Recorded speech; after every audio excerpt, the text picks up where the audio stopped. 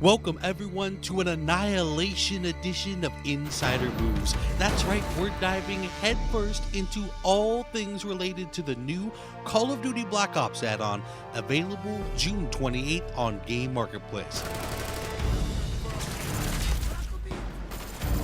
Online director Dan Bunting and design director David Vonderhaar were kind enough to give us a behind-the-scenes perspective for each of the new multiplayer maps. Now we begin with Drive-In, which took its inspiration from one of Black Ops' most popular maps.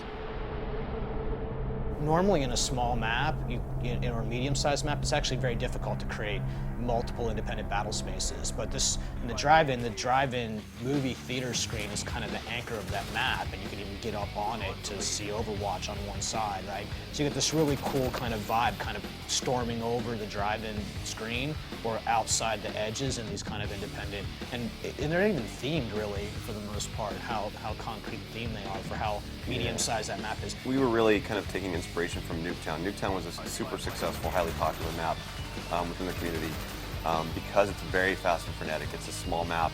You're always going to be in a battle within a couple of seconds of spawning. So we wanted to get that kind of feel, but not make it so small, because small maps tend to make very challenging spawning scenarios. And now we move on to Silo, which Dan and David described as Annihilation's rule breaker map, where they played with creating a very large but very fast-playing map by experimenting with intersecting sight lines. Now we asked, what are some of the standard rules multiplayer designers keep in mind when designing a map? There's 93 rules. So the rules topic, actually, we're not so super hardcore that there's a checklist and you make the map and you're like, yep, you can ship this map. Nope, sorry, go back and redesign. It's not that, but there's some well-established, pretty well-known conventions about what it means to design the maps, and you gotta adhere to these kinds of things, and it's largely a training tool that we're using to kind of keep people on the same page and provide some consistency in the experience, right? We want you to be in a fight really quickly, but we don't want you to take damage or die within 3 seconds of spawning. This stuff's hard to actually do in practice, right? Anybody can be anywhere in the map at any given point in time.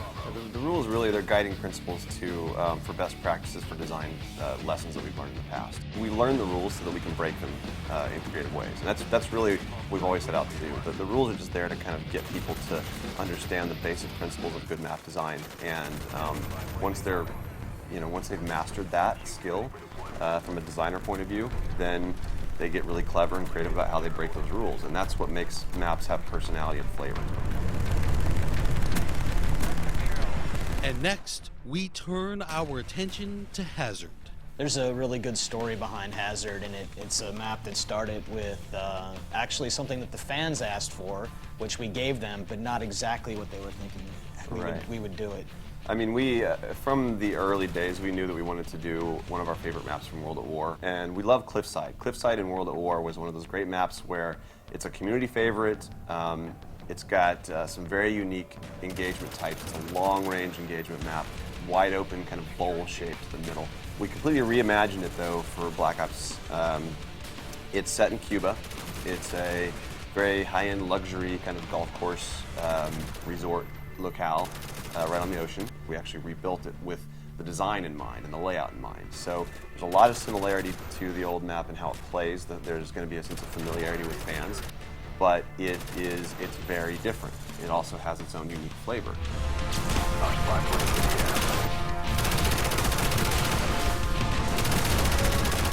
Next, we tried to pry any information we could from Dan and David regarding the ultra-secretive Hangar 18. I can't talk about Hangar 18. It's classified.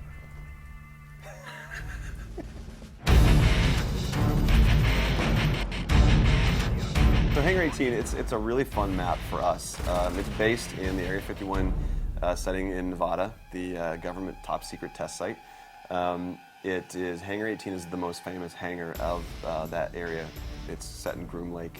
That was the beginnings of the SR-71 programs. It started there. The SR-71 plays a big role in the game for the fiction, and we thought it would be really cool to actually fight on that plane and set it in Area 51, because that's, who doesn't love Area 51? It's got a lot of folklore about it. It's got a lot of mystery, a lot of secrecy, and a lot of conspiracy theories, and you know, that's fun, and we played with that with the map.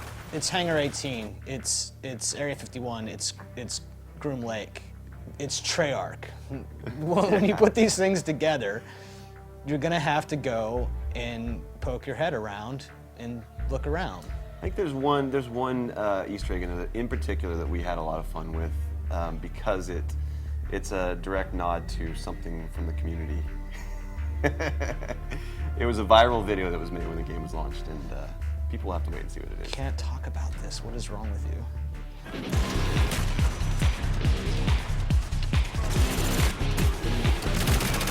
We hope you enjoyed this preview of all the multiplayer maps for Call of Duty Black Ops Annihilation game add-on.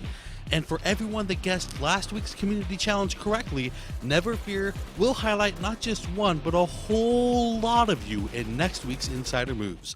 For now, though, we give to you a final parting gift, a collage of zombie moments collected from the stellar Shangri-La level. Enjoy, everyone, and thanks for watching Inside Xbox.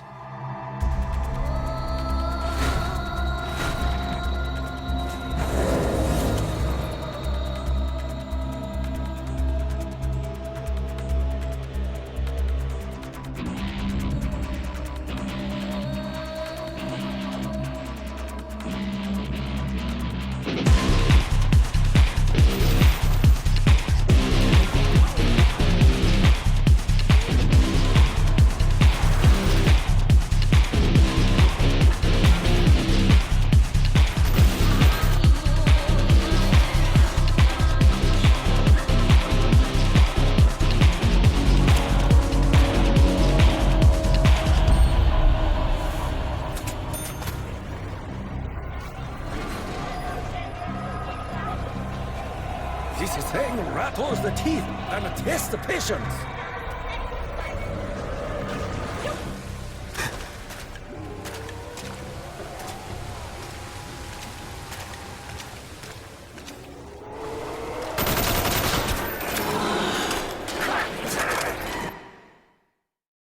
Hazard's got a great story. Yeah, we have to talk about the... Yeah, do it. No, I was telling you. Here, Oh. let's try to get. Hazard has a great story. I teed up the